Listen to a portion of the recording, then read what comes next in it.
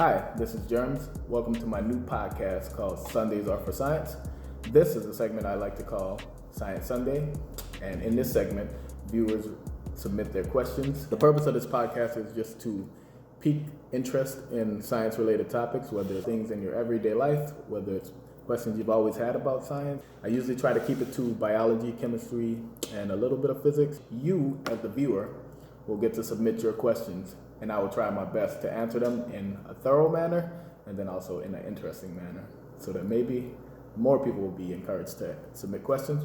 And so you can submit questions in a multitude of ways. Any way that you can get in contact with me, you can comment on the video on Facebook, Instagram, or YouTube. You can inbox me, DM me, however you choose to get your question across. You can even text me if you know me and you have my number, if you have my email. I'll actually share my email on most of my pages so that you can submit questions that way if you want. And you can also, when you submit questions, you can let me know if you want your name to be featured in the videos, or if you just want to remain anonymous, that's fine too. But feel free to submit any questions you might have. Even if I don't know the answer, I'll try to find the answer.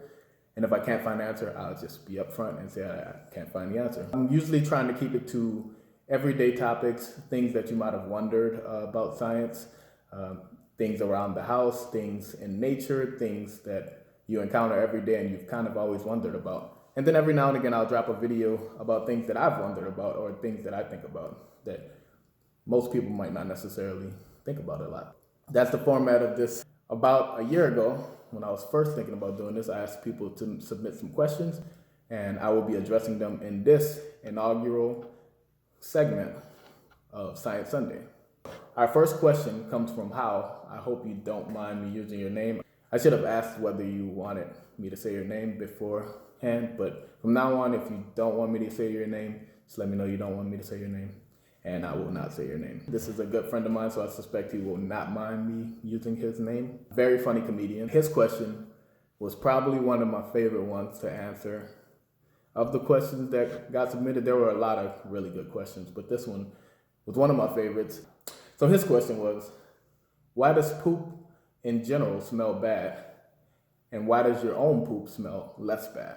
Your poop actually doesn't smell quite as bad as other people's poop. The simple answer to why does poop smell bad is bacteria. When we eat anything, we have bacteria, billions and billions and trillions of bacteria lining our gut. From the moment we ingest the food, the bacteria actually helps you to digest this food. Many different types of proteins and lipids and other things that we eat, our bodies are incapable of breaking down with just stomach acid alone. So what happens is we have bacteria that had evolved to perform some of these functions, and they actually made their way to our gut via numerous processes. One would be what's called your microbiota, which is the makeup of all the bacteria in your gut and in any part of your body, really. You inherit your gut bacteria mostly from your mom. Certain things that help to determine what the makeup of your gut bacteria are: what you eat, how often you eat it, illnesses, medications, anything that you ingest can also alter that microbiota. While your microbiota remains consistent,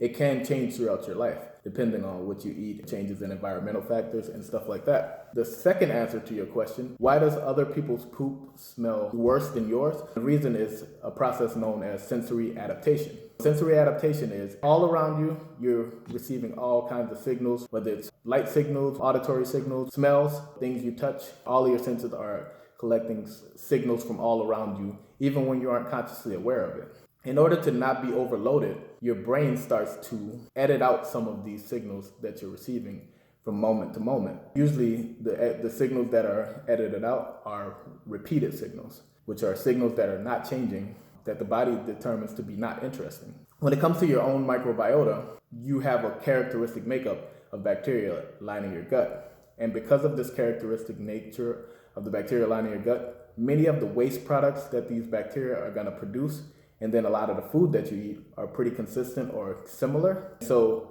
you're going to get some of the same gases and some of the same waste products from the things that you eat.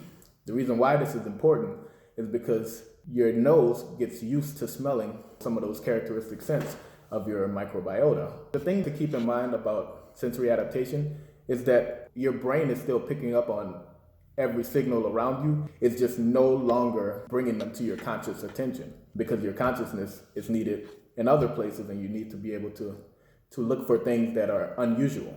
Your microbiota is something that's really characteristic, and as a result, your brain edits out this information and it doesn't bring it to your conscious awareness quite as much. So that is why the more used to a smell you get, the less that smell is going to be nauseous to you. Anybody who's ever worked with anything smelly can tell you, over time you start to react to it less, and it starts to be less noxious to you. That is because your brain is receiving that signal, but it's no longer bringing it to your conscious awareness because it's not of any harm to you, and it's quite boring actually.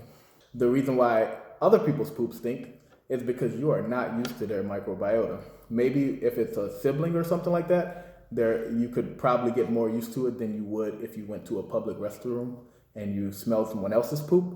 Then that would smell a lot worse to you because you are not used to smelling the gases and the waste products of that person's microbiota. But maybe you're more used to smelling your siblings' poop, and so as a result, it becomes less noticeable.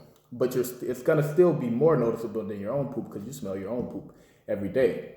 Now, there are some things that can actually irritate the lining of your gut. And so you might notice that sometimes your poop does smell really, really bad, and you notice it right away. Well, this is usually your body trying to tell you that something uncharacteristic has happened. Whether it's some food that you ate, Taco Bell or something like that, it irritated the lining of your gut. And as a result of that irritating the lining of your gut, it can become inflamed. So it starts to create a different smell, and your body notices it because it has a different chemical makeup than your poop would normally have. Hopefully that answered your question, and hopefully you thought that was kind of interesting. If you have any other questions or a follow-up question, something in the video wasn't clear, or you even dispute anything that was in the video, feel free to comment, hit me up any way that you can, and I will be sure to get right to it.